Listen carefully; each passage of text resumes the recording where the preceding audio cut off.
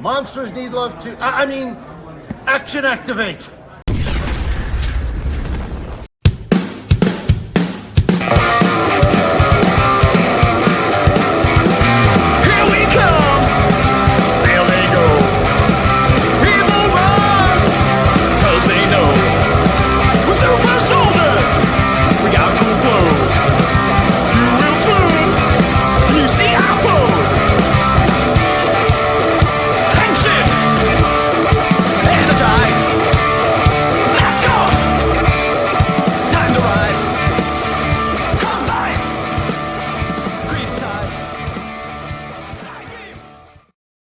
What's going on? It's me, Gazbot, for Action Activate. And if I'm Gazbot, and this is Action Activate, and there's a pile of junk behind me, then with me, as always, is... It is the big dog, not just with the Tiger Zord behind me, but with Spider-Man and Leopardon. We are here to not talk about any of these things, but we are here to talk about Toku.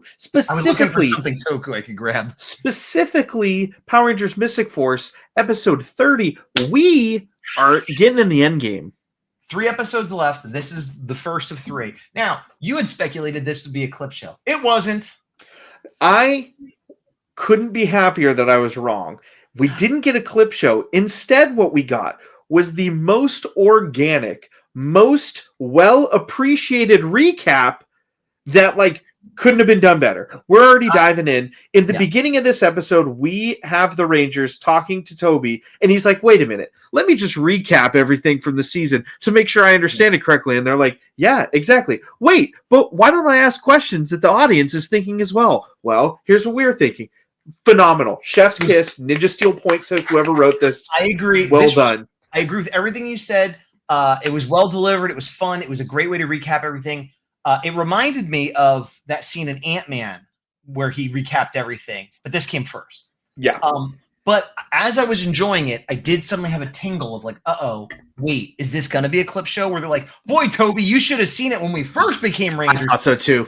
And it didn't go that way. And I'll tell you, I had my phone with me because if that happened, I was going to record my reaction, but it didn't. So I was like, oh, okay, well then. So yeah, no, I loved it. Loved it. There were and it even referenced the Queen of the Vampires thing where he's like, that really happened. I don't have to go to therapy. Yeah, that was cool too. I forgot about that. But there were a couple fake outs like that this episode, and fake out's not the right word, but I thought it was going to go one way just because of how I felt about this season. And then it went the other way in such a good, refreshing way. This episode was great. I'm just going to say it. It was a great episode. I liked it very much. I think I only have one nitpick, which I'll get to later.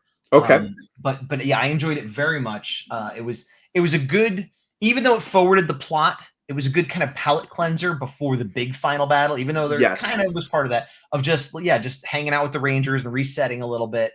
They're officially together now. Love it. Lily and Phineas. I was going to say Fergus, but that's a different show.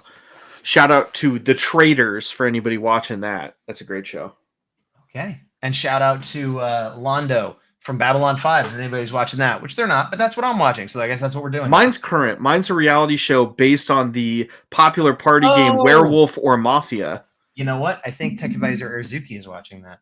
It's great. It's really solid. Yes, because it had Bob the Drag Queen on it, and she's a big drag queen fan. So she watched it because of that. And Alan Cummings, phenomenal host. Yeah. He's Nightcrawler and other things too. But we're still talking about Mystic Force. See, here's the thing. Can I get a one shot really quick? Yeah, let me give you one shot really quick. I am clearly out of the loop on this, but whoever binged all these episodes, first of all, thank you for binging these. Second of all, I don't know, because we've recorded this over a year and a half. I don't even know at this point. Look at how excited I am to talk about a Mystic Force episode. I can't tell you the last episode where I was like, man, this is a really good episode. I'm really excited about this. Soak it in. Soak it in, people. Yeah, I agree. It was a good one. I liked the last one too. Not as much as this one, but so he comes in and they make it official, and he's got. At first, I thought it was garlic, which was weird for a vampire, but I think maybe they're supposed to be onions or. I think they're radishes. onions. That's what I was thinking. Yeah. But because she's like, great. Oh, thank you. She either doesn't know the difference or doesn't care because she's just happy. It's the thought that counts. This person is not emotionally abusing her. She's in. Yeah, that's true. And they're all laughing, but this is more the normal. Oh, look at these silly kids, like not mean-spirited like in the past. Yeah. This is the Master's energy. So I was trying to count how many terrors were left. It's 5. And they're saying, I got confused at one point because I think like Lily, not Lily, the vampire queen, whatever her name is, she was shown. Not Banshira. Banshira. That's a different Power Ranger. Marceline, I think her name's Marceline, the vampire queen. But shout out Adventure Time. So they're like, who is gonna be a host for the Master's energy? With the assumption that you'll be transformed, destroyed, whatever. Yeah. And they're all like, me, I want to do it. Oh, me, you know. And then eventually they're like, well, wait, one more person's going to be picked. One more terror is going to be picked. Mm-hmm. And it becomes this mushroom-looking guy from the previous episode that was like, I'm stronger and I could defeat Leanbow. I thought they were a mushroom monster. I no longer think that. You know what I realized as I was saying this? Because they kept saying they're like cottony and fluffy. And they have this energy power. I just now realized that's supposed to be like storm clouds.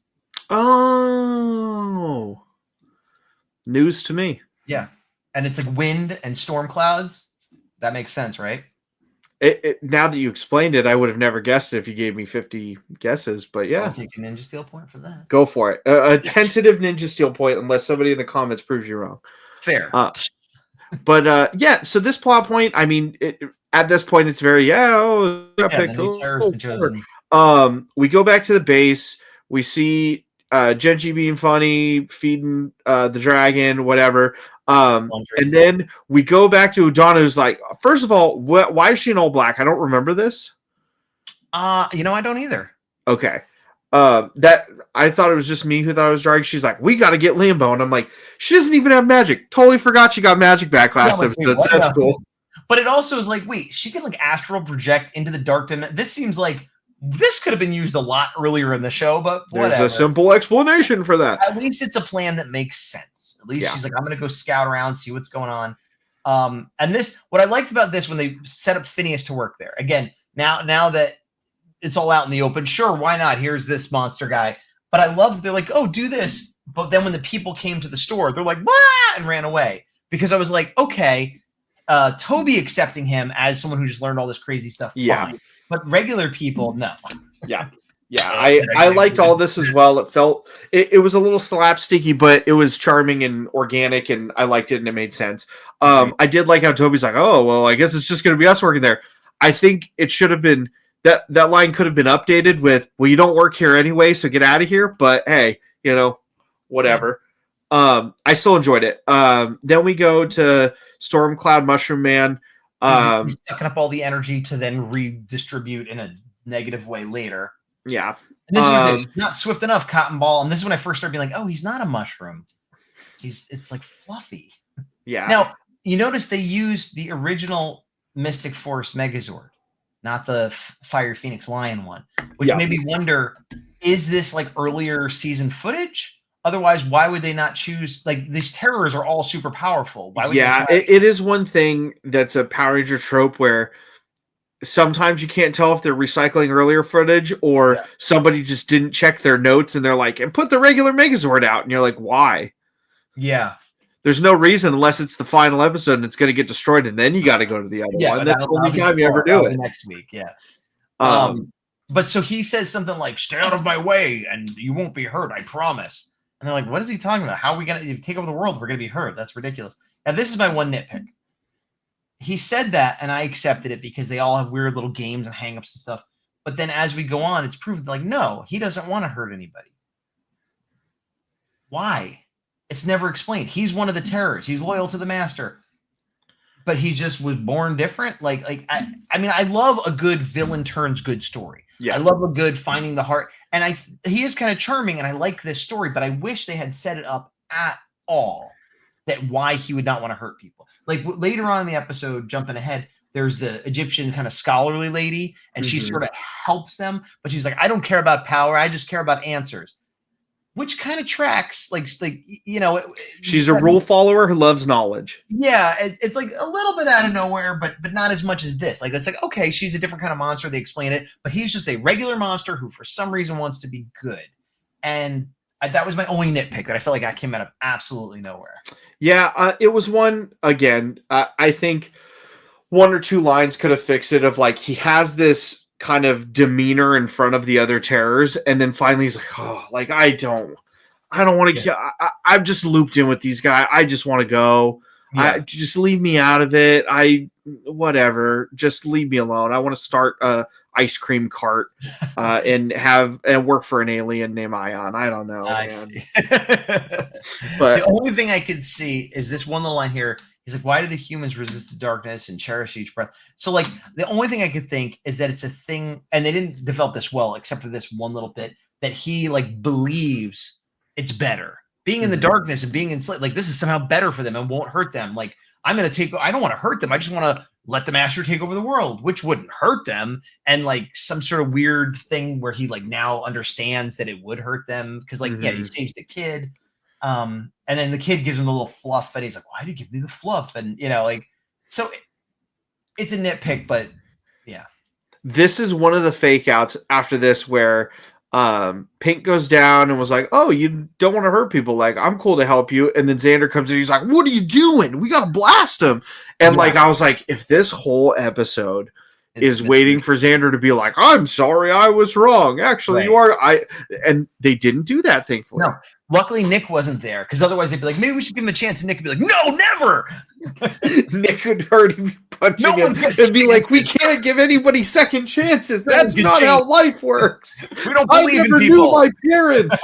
My motorcycle is in the shop. And also, to your point, not only does Xander back down, but you would think Stormcloud guy here, what was his name? Mufasa, something like that. I don't remember. You would think he would be like, I also thought that he'd be like, well, I'm going to attack now since you attacked me. But he's sort of like, oh, that wasn't cool, man. Like, and that was it, Again, chill guy.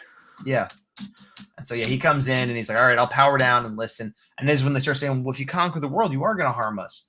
And that's when she's like, go ahead and stab me. And he's like, I'm going to stab you. And she's like, no, you're not. He's like, oh, I'm gonna. And then he doesn't, of course. Yeah.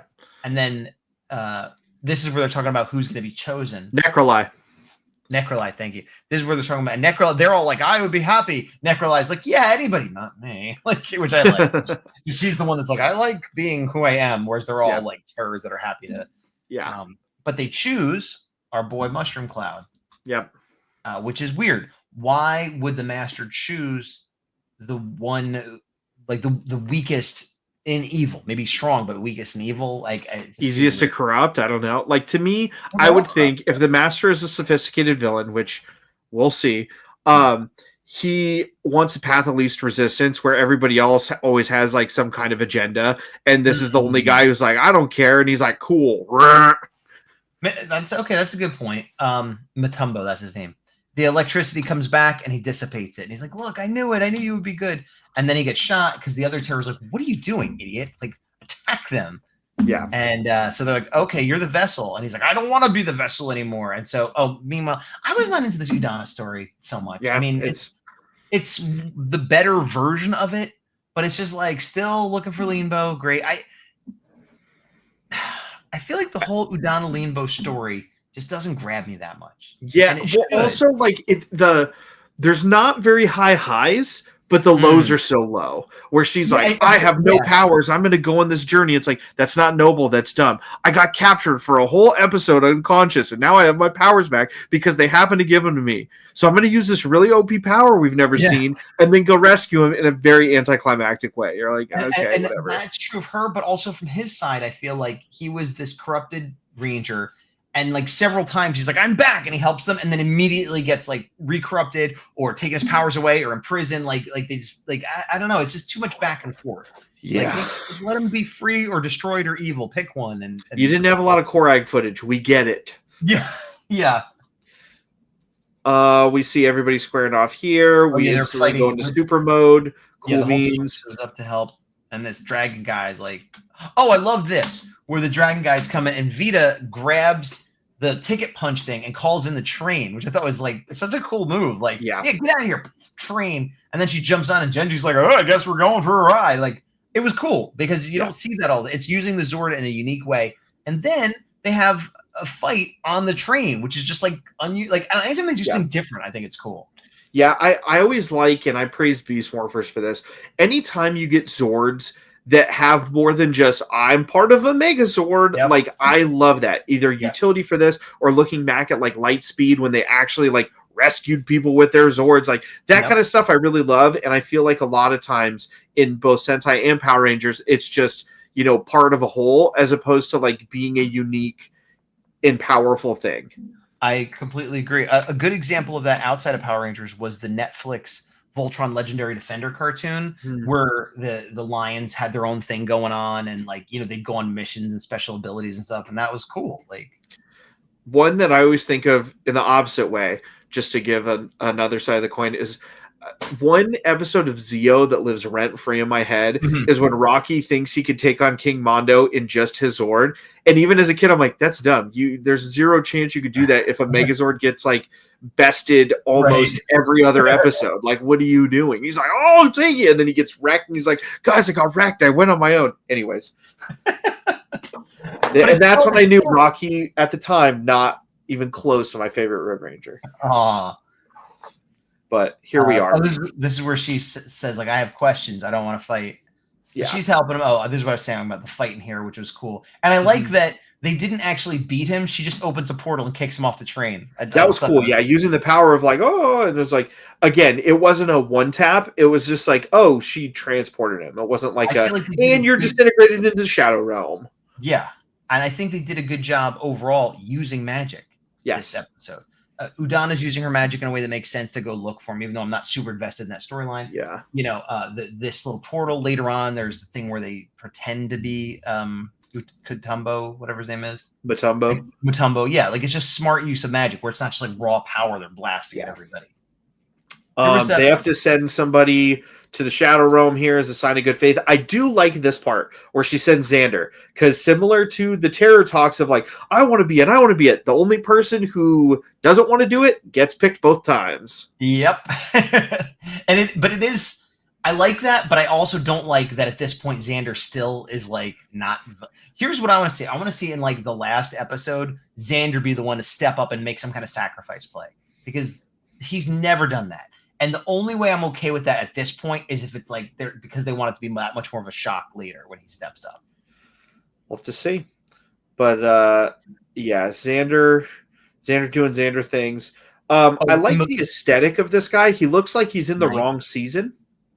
Yeah, I meant to look into this. I feel like a lot of these things come from like Japanese folklore stories or whatever, and I feel like all of them have such distinct looks that like it must be based on something. Yeah. Because like the fish guy, the dragon guy, the night guy, like it's based on something. And so he probably fits into that lexicon that we don't know. But yeah. I actually he does look cool, but I was more impressed by the dragon guy. Like the dragon guy looks way cooler, like just apples to apples. But both of them, we've seen the Terror so many times, I didn't recognize either of them until this episode. Yeah, well, there's been 10 of them, and they weren't like the main ones. But like we've seen the others in the background. These guys, I'm like, I've never seen these suits before. I'm sure they were there, but I understand your point. Yeah. But the plan is Mutombo is in that dimension to go into the sleeping lake, and if he goes into the sleeping lake, he sleeps forever, which is fine by him, and then the master can't use his body. So that's kind of the plan. Yeah. And yeah, they're going to prevent it from happening. So it's like, oh, it's so beautiful here, it's so calming, and then Xander comes in as the one help, and here comes the dragon again, and then it's just a cool fight basically, where they're protecting him and he's protecting them, and then actually Xander does a cool thing where he finds a staff and he kind of bonks it on the ground, and it makes a blast come up. And it makes them all disappear. It's not just more, force. Yeah, this episode has had some of the strongest writing all season, easily. And again, I've said this so many episodes. Why couldn't we do this other episodes? Just saying. Maybe it's different team members. Back to Udana. She's like, here you go, Limbo. I'm going to pull in my staff, and I'm going to He turn you probably has the coolest, like, ancient form, I will say. The more I see it, the more I like it. I mean, the only thing I don't like is those weird things on his head. Yeah. I find that as flames, though. They look like tumors to me. All right, sure. I don't like the ancient forms in general, but I will agree his is probably the best. Actually, sorry, his is second. The bad guy whose name I'm forgetting, I think was the coolest. I have to look at it. You might be right. Yeah. But so she's gonna save him with her staff, And so he's like, here's the question. How do you, or she's like, I don't know. I assume it's a girl. Oh yeah, it's a girl. And then they're like, how do you beat us even though you're not as strong? And they're all like, they all know the answer. It's like, because we have courage, because we fight for each other, because we'll sacrifice. And she's like, why? And he's like, just because. That part, I was like, just because. I'm like, what about love? What about responsibility? What about teamwork? But just because. Okay. Yeah, this is one this is a very classic Ranger speech. It didn't feel warranted from everybody. I feel like if Chip said some of it, I'm like, sure. Yeah. If Dagron said some of it, sure. But like Nick, I'm like, Nick, stop talking. I don't believe a word you said. Madison, I'm like, I believe like fighting for people, but like courage is a strong word for you to use. And like, certain things where like, I don't feel like all of the team is embodying all of these morals and values they keep preaching when I haven't seen it. Moving on. Do you politely disagree? I moving on. I can neither confirm nor deny. I'm sort of in the middle. I kind of, but I'm also willing to go along with it. I was with it. I just wish the final. I could have forgiven everything you're saying if instead of saying it's just what we do or just because, if it was something a little bit better of a button on the end of it, I would have been. Yeah. Going back to what I was saying about using the magic properly, you see him run with seemingly Mutombo, but then the dragon guy sees. You know what I like with the dragon guy? This weird little visor he has. Like he's gonna play. Yeah, it is very interesting. But he sees a little bit of pink, and he's like, "The Pink Ranger." And she's like, "You're a 2-time loser, ugly and gullible." So that was great, and that gave him the time to get to the lake and everything, and they had a good plan, and the plan worked. Sorry, I'm getting ahead of myself. Except cutting back to Udana and this guy, Liam. What did she say? Oh, behold the power of good magic. And he's like, the power, He-Man. Yeah. And then we cut back. I feel like you should have just like either done all that beforehand and kept us here. Like the cutting back and forth, I'm like, this is unnecessary. Just put them together. Yeah, well, I mean, I guess they want, I guess you have to remember it's like a kid show. They're afraid they're going to forget or whatever what's going on, because then the rest of the Rangers show up and immediately get like taken out, and it's like, oh, they're forget well, it. That's the thing. That middle section is meaningless. Put it at the front or cut it out completely, because then what happens? Oh, who are you? I am Liambo, and guess what? Yeah. I have a good Ranger form now. Loved this part. Big fan of this. I a million years ago saw this.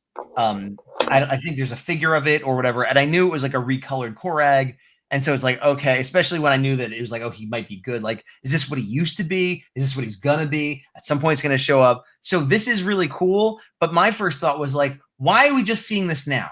Why couldn't he have been in this form when he was good previously? Or yeah, I do like it, but I don't understand why it's only showing up now. Because I'm curious if it's American only. I don't know for sure, but that would be an argument. That would explain it. In today's day and age, they could use CGI to like just color swap the purple with the red pretty easily, but I guess back then they couldn't. And then he comes in and he does thing, and it is cool. I do prefer the purple aesthetically. Yes, same. But it is still cool. Yeah. Udana looks like a Wind Ninja Academy person. Yes, especially because the little badge. Yeah. Yep, you're absolutely right. Yeah, don't get her outfit, but whatever. Korag has his time to shine. Not my favorite 6 Ranger entrance, kind of destroy the bad guy with very little effort, but still cool nonetheless. I still enjoyed it. I like the Flaming Sword. He's shown up before, so it's not like it's. But this is him as a 6th Ranger, not as a bad Ranger. He's shown up as a good Ranger in purple. He's shown up. He doesn't do all the fire stuff. That was evil Korag. This is Liambo. This is different. All right, fair enough. That was not evil Korag. Still purple. Still evil energy. Bad magic. So he saves them, but the plan for him to go in the lake. I was watching this with Tech Advisor Azuki, which I usually don't, but she was just hanging out. And he's like, "Oh, I found it. It's truly beautiful. A good place to spend." And she's like, "That just looks like any random New Jersey lake. What is so beautiful?" And it's just like some lake, like. Yeah, but and then, boom, out of nowhere. Yeah. And then he's like, "You're gonna get the master." And so they're like, "Hey, we did it. It's great." And then she's like, "I'm gonna miss Mutombo." Oh, it's funny right there. What I wish happened didn't. Where I wanted her to be like, I don't know, like something just feels off, and then we see everything. Right. That would have been a little bit better, but that would have still been better. fine. I would have went for the ironic thing of she's like, I'm really gonna miss Matumbo, and then someone else going like, I have a feeling we'll see him again one day, like in one of those kind of things. And then oh, my wish has been twisted. This was interesting because obviously we know like what's going to happen. This looked more graphic than I imagined it was. I did not know what was going to happen. I thought he would be infused with dark energy, maybe get red eyes or like armor or something. I did not. Again, kid show on Disney. He gets ripped apart by energy and tentacles. His body, I'm going to let it play a little bit here. Look, it's just like, oh, I'm coming out. And then he just rips him to pieces and shreds his, like, I mean, that's like blood. I mean, it's purple, but it's blood. Like, that's one of the most horrifying things I've ever seen in Power Rangers. And then we see the Master, who looks awesome. But remember when Lord Zed was deemed to be too scary? Remember that? And this guy, he's just like a straight up like Cenobite from Hellraiser. Yeah. Like skeleton, like he's Cthulhu Cenobite. How? Yeah, I guess my only nitpick on this is I don't get why we saw the giant eye before. Yeah, I mean, I guess it was supposed to be that eye. Like, but it looks nothing like it. It made me think he was going to be like some big dragon. Oh, I never thought he was going to be a dragon, but I get what you're saying. I thought he was going to be more like an amorphous, like blob of some sort. I didn't think tentacle monster. That was not on my bingo card. Yeah. Oh, and he's got that extra set of teeth. Yeah, he's crazy looking. Yeah, it's a cool design, but it's like it's just wild to think that this is like his voice was different too. I imagined him to be like not as coherent. Oh, more like I'm the master, like very just like like not incoherent in what he's saying, but difficult to understand what he's saying. Or like he wouldn't talk so eloquently. He'd just be like, I don't know, like just like more like Khal Drago-y in terms of his speaking. He'd say complete sentences, but he wouldn't need to use many word because few word do trick. Okay. He shows Daggeron this vision of the future, which I didn't quite understand because I didn't either. Like, here he is in his ancient form. Okay, I'm in my ancient form. Whoa, oh, there's the Master. I guess he shot him. So it's like, here's a vision of your future where I attack you in your ancient form. And that's it. And he's like, oh, that's crazy. And he's like, I'll show the rest of you stuff later. It's like, what? Like, everything about that made no sense. And I shrugged it off because I was just like, we already saw the whole Liambo Nick thing. This makes no sense whatsoever. Yeah. One by one you'll fall. And then he leaves. Okay, bye. Yeah, this is another one of those things where, like, I wish they said a thing of, like, I'll come back when I'm at full power or something, because similar to the Terrors, I'm like, you could one-shot them right now. You could just end the show immediately. Make up a dumb rule, like, with the midnight, when the blood moon is full, then my power, something, when I kill you, I'll absorb your power. I need the solstice to strike, something, anything. Just say a line. But we had a couple nitpicks, but we both enjoyed it regardless. So that's good. And hopefully this is definitely in the top 5 of all season, easily. Hopefully, top 10 for sure. Maybe top 5. I'd have to think about it. Because like the Dark Wish, that was 3 parts right there. And those were all really good. But yeah, hopefully the finale lives up to the rest. For the ups and downs, like I feel like it's definitely been an upswing towards the end here. But until the next time, I've been Gazbot. I continue to be the big dog with the Tiger Sword. And to the power. I want to say to the power. I all my Toku stuff is out of reach. Here, I'll hold up a Python Patrol. Patrol. I'll hold up a little helmet. Okay. You unintentionally timed that perfectly. Yeah, I do everything on purpose. Absolutely. We got to figure out what we're gonna watch after these next 2 recordings.